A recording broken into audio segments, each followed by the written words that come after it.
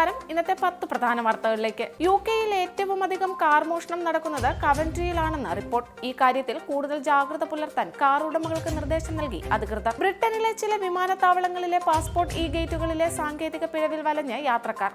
പ്രധാന വിമാനത്താവളങ്ങളിലെല്ലാം പ്രത്യക്ഷപ്പെട്ടത് നീണ്ട ക്യൂവെന്ന് റിപ്പോർട്ട്. ബ്രിട്ടനിലെ 100 ദിവസം നീണ്ടു നിൽക്കുന്ന വില്ലൻ ചുമ പടരുന്നത് കൂടുതലും ശിശുക്കളിലെന്ന് റിപ്പോർട്ട്. ചുമയ്ക്കെതിരെയുള്ള വാക്സിന്റെ പ്രാധാന്യത്തെക്കുറിച്ച് ആരോഗ്യവകുപ്പ് രംഗത്ത്. കോവിഷീൽഡ് നിർമ്മാതാക്കളായ ആസ്ട്രസെനിക്ക കോവിഡ് വാക്സിൻ പിൻവലിക്കുന്നുവെന്ന് റിപ്പോർട്ടിനെ തുടർന്ന് യൂറോപ്യൻ യൂണിയൻ രാജ്യങ്ങളിൽ വാക്സിൻ പിൻവലിച്ചു.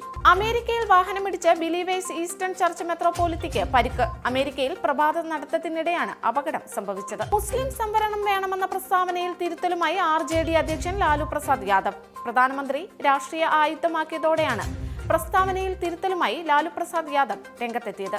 മൂന്നാം ഘട്ട ലോക്സഭാ തെരഞ്ഞെടുപ്പിന്റെ പോളിംഗ് ശതമാനം 64.58 ആയി. കഴിഞ്ഞ തവണത്തേക്കാൾ നിലവിൽ 3% കുറവാണിതെന്നാണ് റിപ്പോർട്ട്. കേരള മുഖ്യമന്ത്രിയുടെ വിദേശയാത്രയെ വിമർശിച്ച് പ്രതിപക്ഷ നേതാവ് VD സതീശൻ. ഇടതില്ലെങ്കിൽ ഇന്ത്യയില്ലെന്ന് പറഞ്ഞവരാണ് മന്ത്രിസഭാ യോഗം ചേരാതെ ലോകം ചുറ്റാൻ ഇറങ്ങിയിരിക്കുന്നതെന്ന് VD സതീശൻ പറഞ്ഞു. എയർ ഇന്ത്യ സമരത്തിൽ വലഞ്ഞ യാത്രക്കാർ. കൊച്ചിയിലും തിരുവനന്തപുരത്തും പകരം സംവിധാനം ഏർപ്പെടുത്തി. IPL-ൽ രാജസ്ഥാന് വീണ്ടും തോൽവി. ഡൽഹിയോട് 20 റൺസിനാണ് രാജസ്ഥാൻ പരാജയപ്പെട്ടത്. ഇതോടെ ഇന്നത്തെ 10 പ്രധാന വാർത്തകൾ ഇവിടെ പൂർണ്ണമാകുന്നു. കൂടുതൽ വാർത്തകൾക്കും വിശദ വിവരങ്ങൾക്കും Anand TV UK channel subscribe ചെയ്യൂ. ഒപ്പം Anand TV mobile app download ചെയ്ത് സൗജന്യമായി ആസ്വദിക്കും.